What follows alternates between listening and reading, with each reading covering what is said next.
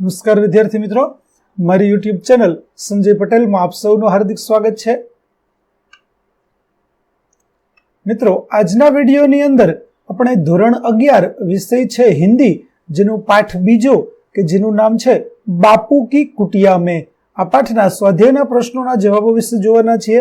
વિદ્યાર્થી મિત્રો, જો તમે મારી ચેનલમાં નવા હોય તો મારી ચેનલને જરૂરથી સબસ્ક્રાઇબ કરો, વિડીયો સારો લાગે તો લાઇક કરો, શેર કરો અને બેલ નોટિફિકેશન ઓન કરો, જેથી મારા નવા વિડીયો પણ આપને મળતા રહે। તેમજ મિત્રો, આ પાઠની પીડીએફ જોવા માટે પ્લે સ્ટોરમાં જઈ અમારી એપ્લિકેશન વિશ્વગુરુ સંજય પટેલ ડાઉનલોડ કરી તમારા મોબાઈલની અંદર ઇન્સ્ટોલ કરો। જે તમે શરૂ કરશો તો તમને આ પ્રકારે જોવા મળશે, જેમાં ઉપલબ્ધ બધા ધોરણોની અંદર ધોરણ બતાવશે, ધોરણ પસંદ કરશો એટલે વિષય બતાવશે, વિષય પસંદ કરશો એટલે પાઠ બતાવશે, જેમાં વિડીયો ઉપર ક્લિક કરતા વિડીયો જોઈ શકશો અને અન્ય સાહિત્ય ઉપર ક્લિક કરતા પીડીએફ જોવા મળશે। તો આશા રાખું છું અમારી એપ્લિકેશન આપને ગમશે, જરૂર ડાઉનલોડ કરજો। તો ચાલો મિત્રો, હવે શરૂ કરીએ પાઠ બીજો, બાપू की कुटिया में। प्रश्न 1, सही विकल्प चुनकर उत्तर लिखिए। पेज पहला, लेखक कहाँ बैठा है? तो उत्तर आएगा ख, पायताने। दूसरा, सेल्फ के ऊपर रखा पत्थर का टुकड़ा कैसा है? तो उत्तर होगा घ, उबड़ खाबड़। तीसरा, चिकने पत्थर के टुकड़े पर क्या लिखा है? तो उत्तर है क, प्रेम ही भगवान है। चौथा, बापू की कुटिया में कितने भाग है? तो उत्तर होगा ख, 3।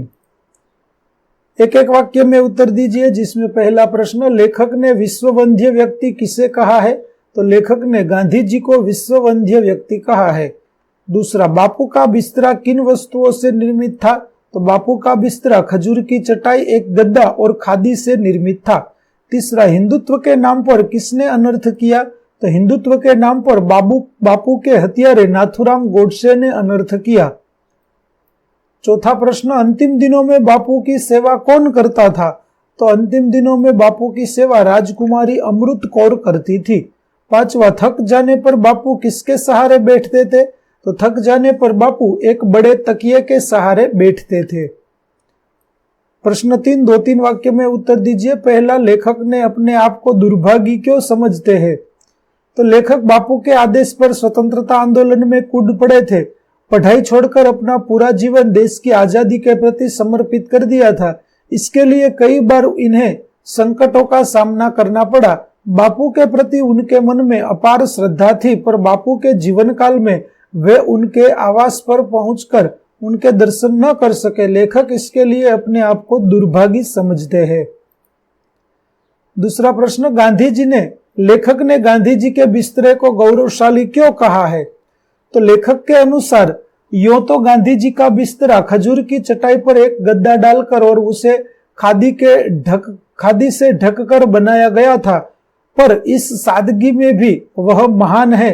वह बड़े बड़े रत्न जड़ित सिंहासनों से भी बड़ा सिंहासन है, क्योंकि उस बिस्तर को अपने ऊपर उस बड़े आदमी, उस महापुरुष को दिनों, महीनों, वर्षों आसीन कराने का गौरव प्राप्त हुआ है, जिसके दर्शन को लोग तरसते थे। इसलिए लेखक ने गांधी जी के बिस्तरे को गौरवशाली कहा है। तीसरा प्रश्न, गांधी जी के शेल्फ में कौन कौन सी पुस्तकें थी? तो गांधी जी उदार विचारधारा और सभी धर्मों के प्रति श्रद्धा रखने वाले महापुरुष थे।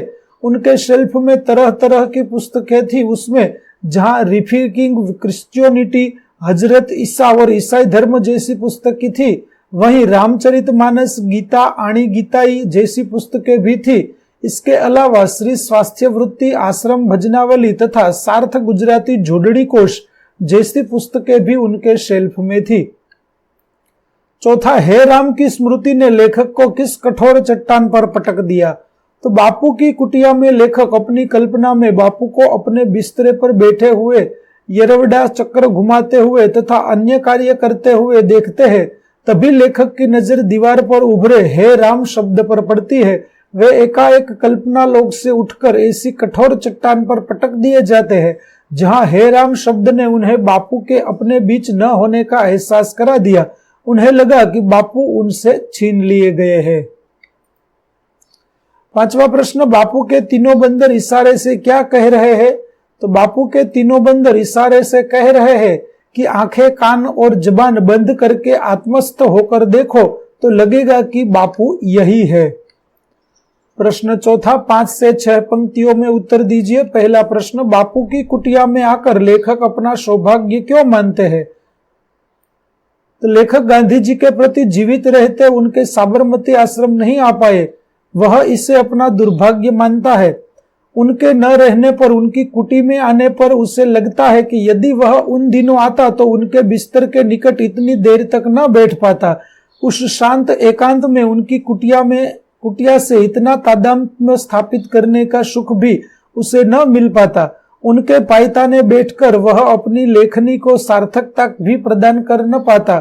जो तब न मिलता वह आज पाने का अवसर मिलने से लेखक स्वयं को सौभाग्यशाली मानता है।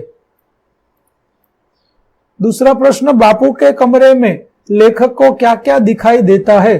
तो बापू के कमरे में लेखक उन बहुत सी चीजों को देखता है जिनका उपयोग बापू करते थे।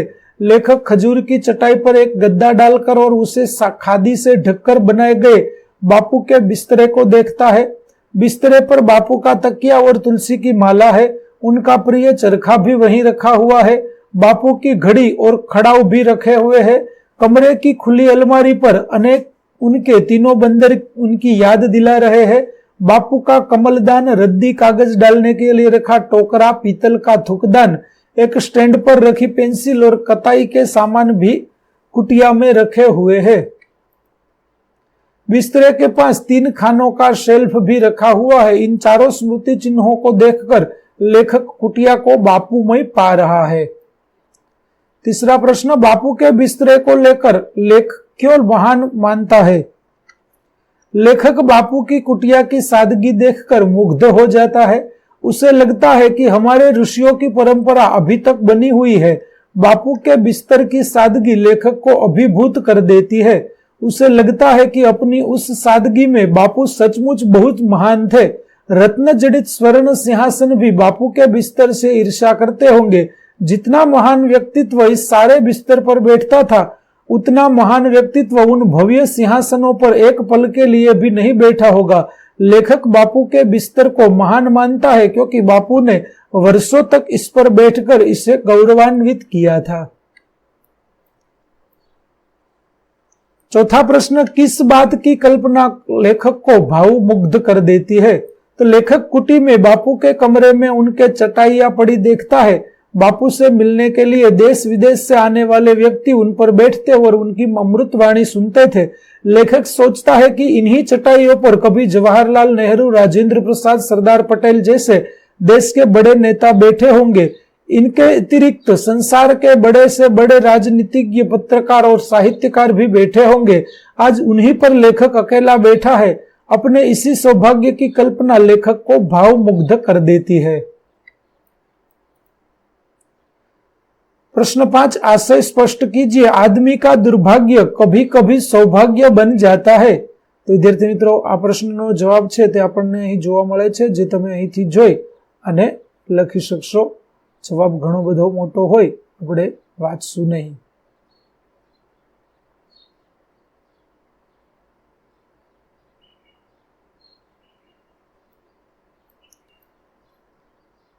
बीजो प्रश्न है, यदि सच्ची राह पर हो तो तुम्हें क्रोध करने की जरूरत नहीं। आ प्रश्नનો જવાબ છે તે પણ આપણને અહીં જોવા મળે છે, જે તમે અહીંથી જોઈ અને લખી શકશો।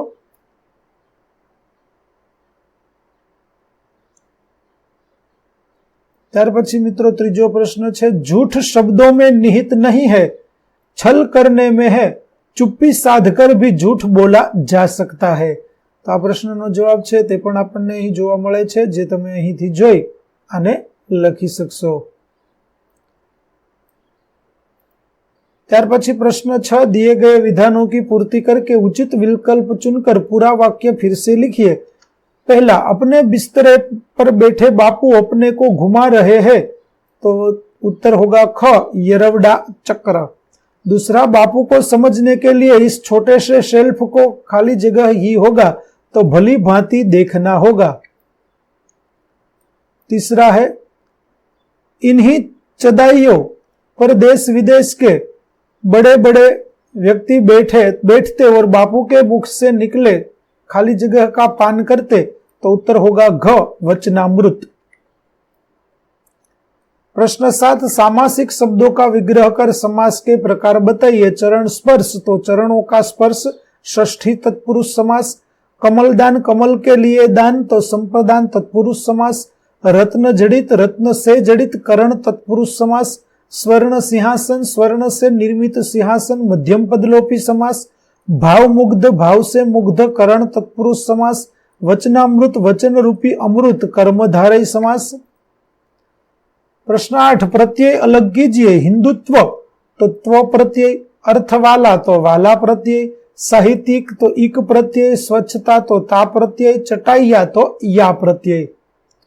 तो विद्यार्थी मित्रों, અહીં આપણું પાઠ 2 બાપુ કી કુટિયા में પાઠના સ્વાધ્યાયના પ્રશ્નો છે તે પૂરા થાય છે। આગળના પાઠના સ્વાધ્યાયના પ્રશ્નો મેળવવા મારી ચેનલને જરૂરથી સબસ્ક્રાઇબ કરો। ફરી મળીશું પાઠ 3 ની અંદર, ત્યાં સુધી આવજો।